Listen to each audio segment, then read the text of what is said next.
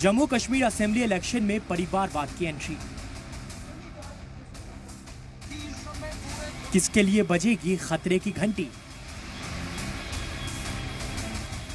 निशाने पर 3 खानदान, रियासत को बर्बाद करने का इल्जाम। जम्मू कश्मीर असेंबली इलेक्शन में आज परिवारवाद ने एंट्री ले ली। पीएम मोदी जम्मू के डोडा में इंतखाबी तशहीर पर थे। सामने थे बड़ी तादाद में लोग। पीएम मोदी ने मंच से खिताब करते हुए कई वादे किए। उन्होंने कहा कि बीजेपी जम्मू कश्मीर को टेरर फ्री बनाने जा रही है। पीएम मोदी ने इस इलेक्शन को लेकर ये तक कहा कि यही इलेक्शन जम्मू कश्मीर की किस्मत तय करेगा। लेकिन जो बात पूरे खिताब में सबसे ज्यादा चर्चा का मौजू बना वो है परिवारवाद। पीएम मोदी ने मंच से परिवारवाद को लेकर खूब निशाना साधा। पीएम ने रियासत के 3 खानदान पर जम्मू कश्मीर को बर्बाद करने का इल्जाम लगाया। 3 खानदान यानी 3 पार्टी, कांग्रेस, पीडीपी और एनसी। इस खूबसूरत राज्य को परिवारवाद ने खोखला करना शुरू कर दिया। यहां जिन राजनीतिक दलों पर आपने भरोसा किया, उन्होंने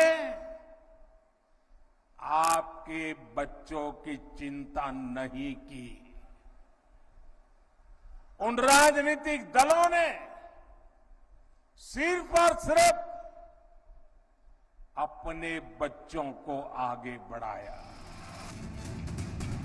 इस जुबानी हमले के बाद रियासत की सियासत में हड़कंप मचा। इल्जाम तराशी का दौर वापस से शुरू हुआ। जब हमला किसी के खानदान पर हो तो उन खानदान से कुछ जवाब तो आएगा।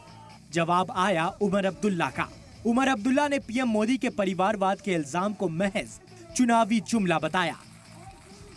जब बीजेपी को इन फैमिलीज में से किसी की मदद की जरूरत थी, तब हम बर्बादी के जिम्मेदार नहीं थे। अभी मुश्किल से 5-6 साल हो गए। पीडीपी के साथ तो बीजेपी का जम्मू कश्मीर में रिश्ता था, तब उनको पीडीपी में कोई खराबी नजर नहीं आई।